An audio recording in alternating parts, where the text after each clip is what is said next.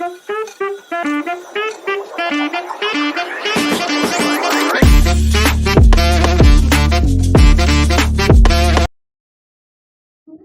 hello everyone and welcome back to the channel JS sir. Today we're going to start with the numericals part of work and energy wala part. Okay, work and energy. Now first, so example, very first question. Question states as an electrical pump has 2 kilowatt power. How much water will it pump lift every minute to a height of 10 meter? ये अपना question में state किया गया. तो मेरे given लिखते क्या given दिया है.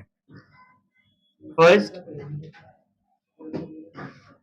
गिवन क्वेश्चन में स्टेट किया an electric pump has 2 kilowatt power. अब ऑलरेडी बोला कि सर पावर वाला पार्ट, और पावर का जो यूनिट होता है वो भी किलोवाट में वॉट होता है, तो हम इसको लिखेंगे 2 किलोवाट. अगेन पावर का यूनिट दोनों में लिख सकते हैं, किलोवाट में भी लिख सकते हैं, वॉट में भी लिख सकते हैं. फिलहाल के लिए इसको किलोवाट के अंदर लिखा हुआ है. Further state says how much water the pump will lift every minute. Every minute मतलब क्या हो गया, मतलब टाइम पीरियड दे दिया. टाइम पीरियड कितना दिया कि 1 मिनट के अंदर कितना होगा, 60 सेकंड वाला पार्ट होगा. तो टाइम वाले पार्ट में बोला एवरी मिनट, तो मतलब हो गया 1 मिनट. 1 मिनट मतलब कितना हो जाएगा तुम्हारा 60 सेकंड वाला part. Further states as to an height of 10 metre. हम लोग बोलेंगे height is equals to 10 metre. हम लोग कैलकुलेट करने के लिए बोला है how much water will be pumped up. So to find mass is equals to question mark formula. now formula कौन सा यूज करेंगे, बिकॉज जब वो पावर वाला पार्ट यूज किया तो पावर का फॉर्मूला ही यूज करना पड़ेगा. तो पावर वाला part is working, power is equals to work upon time. This is a formula. अब फॉर्मूला का मॉडिफिकेशन देखो. वर्क का ऐसा यूनिट क्या होता है, जूल्स. एनर्जी का क्या होता है, जूल्स. दोनों का जूल्स ही होता है. वर्क का यूनिट भी जूल्स होता है, एनर्जी का यूनिट भी जूल्स होता है. तो मैं ए वाले केस में वर्क की जगह पे जूल्स भी लिख, एनर्जी भी लिख सकता हूँ. तो यह फॉर्मूला एक्सटेंडेड क्या हो जाएगा, it is energy upon time. Okay. अब एनर्जी में बहुत सारी एनर्जी सीखी थी, मैकेनिकल बोला, इलेक्ट्रिकल बोला, बहुत सारी बोला. बट चैप्टर में सिर्फ 2 एनर्जी पढ़ा था. कौन सा वाला, kinetic energy and potential energy. ये वाले केस है पानी को हम लोग ऊपर पंप करके लेके जा रहे हैं, तो ऊपर रहेगा तो कौन सा रहेगा, हम लोग पोटेंशियल एनर्जी होगा. ऊपर के हाइट वाला पार्ट है. जब भी हाइट वाला सम आएगा मतलब वाला कौन सा होगा, तुम्हारा पोटेंशियल एनर्जी वाला पार्ट होगा. तो इसमें कौन सा यूज करेंगे, पोटेंशियल एनर्जी पी वाला पार्ट. तो एक्चुअली फॉर्मूला क्या बनेगा, power is equals to potential energy का फॉर्मूला होता है mgh. एंड टाइम वाला पार्ट के लिए क्या लिखेंगे, हम लोग टी लिखेंगे. तो ये वाले केस में क्या क्या पता है हम लोग को, पावर पता है हम लोग को, m इज फॉर मास, मास हम लोग कितना दिया है फाइंड करना है हम लोग को. g is for gravity, gravity का वैल्यू कितना है 9.8 मीटर पर सेकेंड स्क्वायर. तो ग्रेविटी का वैल्यू लिखेंगे 9.8 मीटर पर second square. Next is height मुझे दिया गया है, एंड टाइम भी हम लोगों ने कितना निकाला, 60 निकाला है. अब इस 2 वाट के किलोवाट की पावर को हम लोग वाट में कन्वर्ट करना स्टार्ट करेंगे. 1 किलोवाट मतलब कितना होता है 1000. तो ये वाला पार्ट हो जाएगा 2 into 1000, that is nothing but 2000 watt, because power का ऐसा यूनिट कितना होता है हमारा, वॉट वाला पार्ट होगा. अब solution, power is equals to mgh upon t. Power का वैल्यू हमारे पास आ गया 2000 is equals to mass is missing, find करना हम लोग को. ग्रेविटी इज नथिंग बट 9.8, तो ये हो जाएगा 9.8. And height is equals to 10 metre, तो ये हो जाएगा 10. And time is 60. अब मुझे इस m को अलोन करना है. m को अकेला करना रहेगा तो नीचे वाला ऊपर जाएगा, ऊपर वाला नीचे आ जाएगा. तो ये हो जाएगा 2000 into 60 the whole upon 9.8 into 10 is equals to m. और बस 2 कंडीशन है, ये तो 0 कैंसिल कर दो, या फिर बेटर क्या करोगे 9.8 को 10 से मल्टीप्लाई कर दो. इससे क्या होगा, तुम्हारा डेसिमल वाला पार्ट चला जाएगा. तो लोग क्या करेंगे, इसको लिखा है 2000 into 60 the whole upon 98 is equals to m. अब 2 से कैंसिल कर लेते हैं, ये होगा 2 4 एंड 2 9 और ये हो जाएगा 1000. 1000 into 60 becomes 60,000 upon 49 is equals to m। Divide करो जरा इसको। ओके, इसको डिवाइड कैंसिल किया तो इसको कितना आया 122 4.5। सब लोगों को मास कितना मिला? Mass is equals to 1224 kg। Okay, so mass is equals to 1.224.5 kg वाला पार्ट, इतना वाटर वो पंप करेगा एवरी मिनट वाला स्टोरी जो भी है। ठीक है, चल लिख लो। Question number 2। क्वेश्चन नंबर 2 वाला जो क्वेश्चन वाला पार्ट है, जो क्वेश्चन तुमको इस साल दिया वो डिट्टो सेम 10th स्टैंडर्ड फिर से आता है। तो अगर तुम्हारी स्कूल अगर 10th के बेसिस तुमको प्रिपेयर करना स्टार्ट करेगी तो ये क्वेश्चन तुमको एग्जाम में दिख सकता है। ओके, तो देखते क्या वाला पार्ट है। If an 1200 watt electrical iron is used daily for 30 minutes, how much total electricity is consumed in the month of April? अब इसे हम इलेक्ट्रिकल कंजम्पशन के ऊपर बेस्ड है, तो इलेक्ट्रिकल कंजम्पशन के ऊपर तो आप पॉइंट नोट करके रख लो, दैट इज नथिंग बट आज का ज्ञान। Okay, it's a kind of a note. जब भी इलेक्ट्रिकल कंजम्पशन के ऊपर कोई क्वेश्चन आएगा तो कुछ कुछ पॉइंट्स याद रखना पड़ेगा, that is power should always be in kilowatt. Secondly, time should always be in hours. 1 kilowatt hour is nothing but 1 unit. ये कुछ बेसिक चीज है, तुमको इस सम के अंदर करना पड़ेगा कि तुम्हारा पावर वाला पार्ट उन्होंने वॉट में दिया होगा तो किलोवाट में कन्वर्ट करोगे। सेकेंडली टाइम वाला पार्ट आवर्स में कन्वर्ट करोगे। And secondly 1 kilowatt hour is nothing but 1 unit. जब उन्होंने थियोरी वाला पार्ट के बताया होगा कि जो तुम्हारा जो इलेक्ट्रिसिटी का जो बिल बनता है वो तुम्हारा पर यूनिट कंजम्पशन पे बेस्ड होता है, तो 1 यूनिट कंजम्पशन के ऊपर कितना होता है 1 किलोवाट आवर वाला पार्ट होता है। ओके, तब ये सम में क्या दे देखते हैं। सम का गिवन डेटा, गिवन वाला part is nothing but power हम लोग को बोला गया power is equals to 1200 watt. अब मुझे इसको किलोवाट में कन्वर्ट करना है। किलोवाट में कन्वर्ट करने के लिए क्या करेंगे, इसको 1000 से डिवाइड करेंगे। प्रीवियस में मैंने मल्टीप्लाई किया था ना, यहाँ पर डिवाइड करना पड़ेगा, तो ये हो जाएगा 1200 डिवाइडेड बाई 1000। 0 0 0 0 कैंसिल, तो 12/10 हो गया। और इसका आंसर कितना होगा 1.2 किलोवाट। फॉर द टाइम, जो लोगों को टाइम बोला गया, टाइम कितना बोला उन्होंने 30 मिनट्स बोला है, तो टाइम को तो आवर्स में कन्वर्ट करना है। 30 मिनट्स मतलब कितना हो गया, आधा घंटा हो गया। हम लोग क्या करेंगे, इसको डिवाइड बाय 60 करेंगे, तो ये हो जाएगा 30 डिवाइडेड बाय 60। 0 0 कैंसिल, 1 जा 2 जा is nothing but half an hour. Okay, हमें क्वेश्चन में बोला क्या है, हाफ एन आवर है। अगर क्वेश्चन में बोला क्या है, एक आयन है जिस लोग ने डेली हाफ एन आवर चला गया है in the month of April. अब अप्रैल देने का रीजन क्या हो गया, उन्होंने डेली चलाया, पूरे महीने का कितना कंजम्पशन हो वो कैलकुलेट करना है। तो अप्रैल मंथ में कितना डेज होता है, वाओ 30 डेज होता है। जनवरी, फरवरी, मार्च, अप्रैल, तो अप्रैल नीचे आया ना, तो ये 30 डेज वाला पार्ट होगा। तो हम क्या बोलेंगे, डेली आधा घंटा चलाया गया in the month of April, तो पूरे महीने में कितना टाइम चला है वो कैलकुलेट करना है। तो लिखेंगे since it's the month of April, there are 30 days. So total time कितना हो जाएगा, so total time would be half an hour into 30. Daily half an hour चलाया गया in the month of 30 days वाला part, so 1 जा 15 जा, that is nothing but 15 hours. Okay, now to find, ये given data है।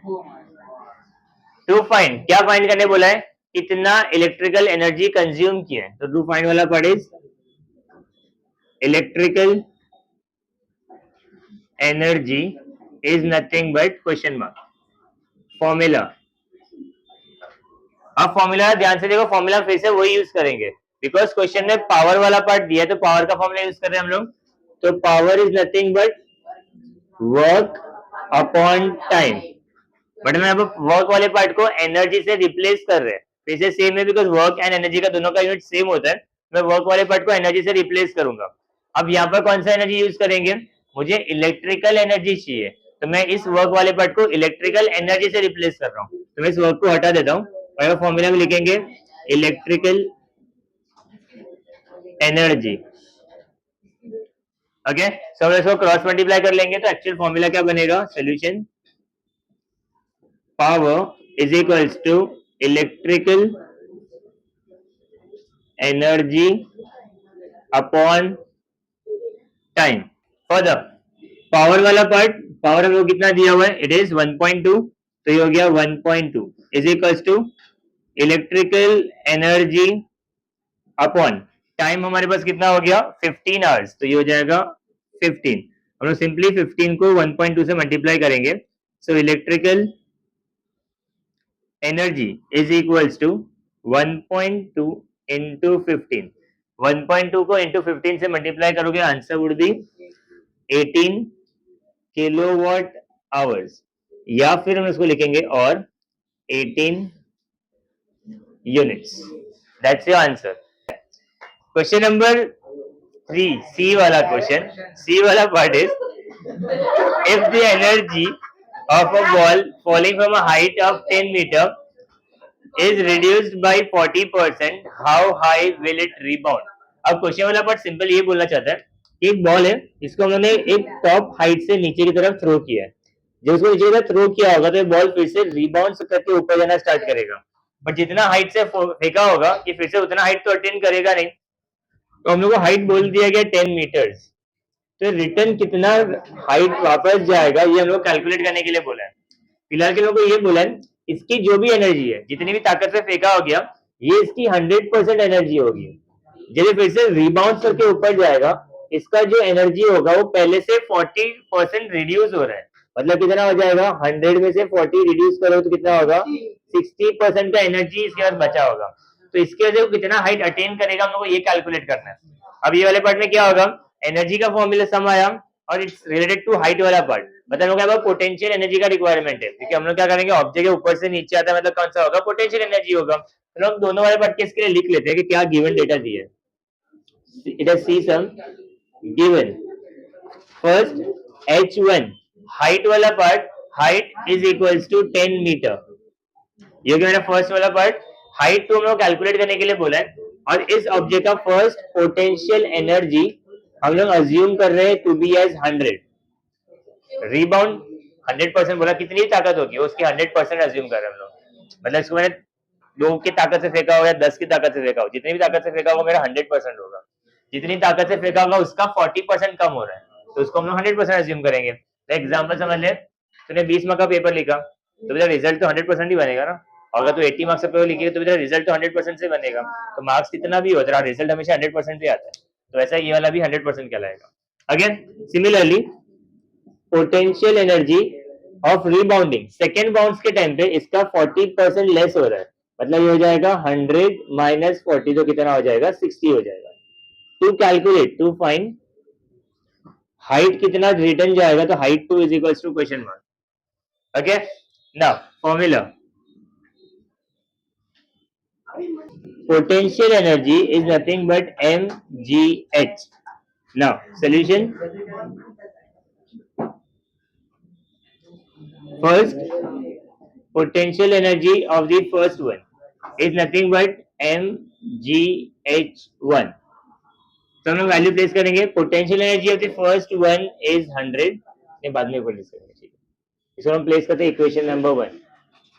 Secondly second case के लिए potential energy of second bounce is nothing but mgh2, ये हो गया मेरा सेकेंड पार्ट।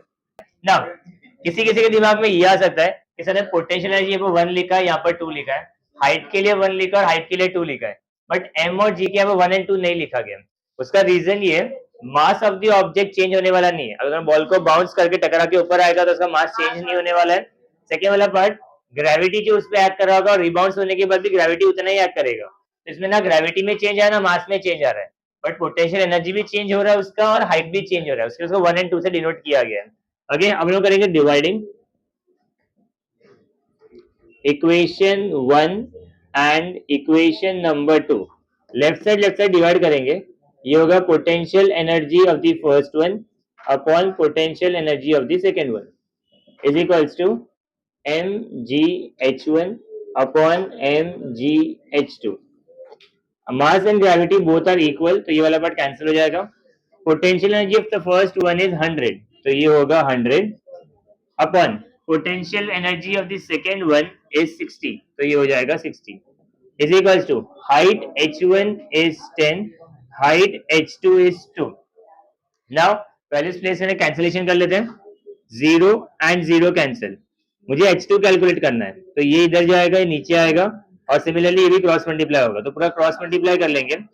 तो h2 is equals to 10 into 60, ये क्रॉस किया, h2 को ऊपर लेकर आ गया तो 10 नीचे ले जाएगा, तो ये हो जाएगा upon 10, 10 and 10 gets cancelled, h2 is equals to 6 meter. That's the answer. Question number D. The velocity of the car increases from 54 km per hour to 72 km per hour. How much is the work done if the mass of the car is 1500 kg? Again, अब ये वाले case में क्या हो रहा है, car already एक speed से चल रहा है, मतलब उसका मूविंग स्पीड है। अगर वो मूविंग वाला पार्ट रहेगा तो उसमें कौन सा एनर्जी होगा,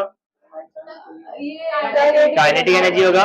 अगर हाइट होता है हम पोटेंशियल एनर्जी लेते हैं, बट अगर वर्किंग वाला पार्ट या मूविंग वाला पार्ट रहेगा हम लोग काइनेटिक एनर्जी लेते हैं। तो यहाँ पर हम लोग क्या बोला है, कार 54 किलोमीटर की स्पीड से चल रही थी, उसकी स्पीड को और इंक्रीज करके 72 किलोमीटर पे लेकर चले गए। तो एक इनिशियल वाला पार्ट हो गया और एक फाइनल वाला पार्ट हो गया। तो यहाँ पे लिखेंगे given one is initial velocity is equals to 54 kilometre per hour. अब मुझे इस वाले पार्ट में किलोमीटर पर आवर को मीटर पर सेकंड में कन्वर्ट करना है। ओके, जो कन्वर्जन वाला पार्ट है वो ध्यान से देखो, 1 किलोमीटर मतलब कितना मीटर होता है, 1000। तो लोग क्या करेंगे, इसको 54 वाले पार्ट को 1000 से मल्टीप्लाई करेंगे, एज वेल एज मुझे आवर्स को सेकंड में कन्वर्ट करना है। अगर मुझे आवर को सेकंड में कन्वर्ट करना रहेगा तो आवर पहले मिनट में कन्वर्ट होगा, मिनट्स वाला पार्ट पहले सेकंड में कन्वर्ट होगा। तो ये वाले पार्ट में क्या होगा, 64 मिनट्स होगा और 64 सेकंड्स होगा। तो ये वाले पार्ट लिखेंगे 60 इंटू 60, 2 पर 60 आएगा। ओके, अब 0 0 कैंसिल कर लेते हैं, 0 0 0 0 कैंसिल। अब ये वाले पार्ट 6 वाले टेबल में कैंसिल करेंगे, 6 1 जा 6, 9 जा 54, अगेन 3 2 जा 3 3 जा, अब ये कैंसिल होगा, 2 1 जा 2 5 जा, तो 3 5 जा कितना आ जाएगा, 15 मीटर पर second. Similarly final velocity is nothing but 72 kilometer per hour. So it is nothing but 72 into again 1000 upon 60 into 60. Again 0 0 cancel हो जाएगा, 0 and 0 0 and 0 cancel, 6 1 जा 6 12 जा, again 6 1 जा 6 2 जा, तो ये वाला पार्ट हो जाएगा 2 into 10 is nothing but 20 meter per second. अब सेकेंडली मेरे को दिया mass, mass of the car is nothing but 1500 kg। To find, क्या फाइंड करने के लिए बोला हम लोग क्वेश्चन के अंदर, how much work done, change in energy वाला पार्ट हो जाएगा। तो how much work done is nothing but work, change in work या फिर change in energy is equals to question mark. Formula, because ये मूविंग वाला पार्ट है, kinetic energy का फॉर्मूला यूज करेंगे। So kinetic energy is nothing but half m v square. But मेरे पास v का दो वैल्यू है, एक इनिशियल भी है और एक फाइनल भी है। तो फॉर्मूला में चेंज वाला पार्ट कैसे कैलकुलेट करेंगे देखो। So solution, change in kinetic energy is nothing but final kinetic energy minus initial kinetic energy. So that is nothing but kinetic energy is nothing half m v square minus half m u square। Final में v आता है, initial में क्या आता है, u आता है। अब वैल्यू प्लेस कर देंगे सॉरी, वैल्यू प्लेस करने से बेटर क्या करेंगे, दोनों में जो कॉमन है कॉमन निकाल देते हैं। दोनों में हाफ वाला पार्ट है और दोनों में मास वाला पार्ट है, तो उसको कॉमन निकालेंगे, तो ये हो जाएगा हाफ m, ये हो जाएगा v square minus u square. अब वैल्यू प्लेस कर दें, तो ये हो जाएगा half into mass is nothing but 1500, तो ये हो जाएगा 1500 ब्रैकेट v का वैल्यू हम लोग को मिला है 20, तो ये हो जाएगा 20 का स्क्वायर, u का वैल्यू हम लोग को मिला है 15, तो ये जाएगा 15 का स्क्वायर। 2 1 जा 2 7 जा 14, 1 रिमाइंडर, बाजू में 0 10, तो 5 जा एंड 0, ये हो जाएगा 750 ब्रैकेट 20 का स्क्वायर, 2 का स्क्वायर 4 होता है, तो ये हो जाएगा 400 माइनस 15 का square is nothing but 225, so this is 750 into 400 minus 225 is 175, 175 को 750 से मल्टीप्लाई करोगे, इसका आंसर कितना आएगा 1311250।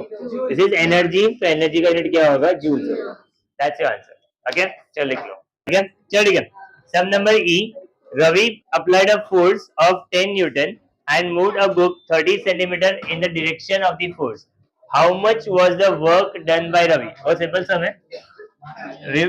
Given data is force applied F is equals to 10 Newton, Newton वाला पार्ट आएगा मतलब फोर्स दिया गया, एंड सेकेंडली बुक मूव हो रहा है, मूव हो रहा है मतलब displacement is equals to 30 centimetre. But scenario ये है कि सेंटीमीटर वाले पार्ट को मुझे मीटर में कन्वर्ट करना पड़ेगा, तो मीटर में कन्वर्ट करने के लिए is nothing but 30 divided by 100, 0 0 cancel, this is nothing but 0.3 metre. Okay, अब मुझे कैलकुलेट करने के लिए क्या बोला, वर्क कैलकुलेट करने बोला, so to find work is equals to question mark, formula work is not Fs, force into displacement. So that's the solution. Work is equals to force into displacement. Force has been given to us 10 and displacement is 0.3. 10 को 0.3 से multiply करेंगे, decimal आगे जाएगा, that is 3 joules. That's your answer. Okay, so that's it for today. Bye bye and have a great day or a great night. Thank you.